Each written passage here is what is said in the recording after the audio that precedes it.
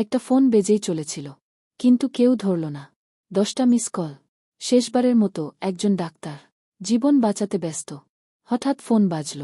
মা কল করছে। সে বিরক্ত হয়ে ফোনটা সাইলেন্ট করে রাখল। আর খেয়ালই করল না মায়ের প্রোফাইল ছবিতে লেখা, হ্যাপি বার্থডে বেটা। মা তো ছোটবেলা থেকেই তাকে আগলে রেখেছে।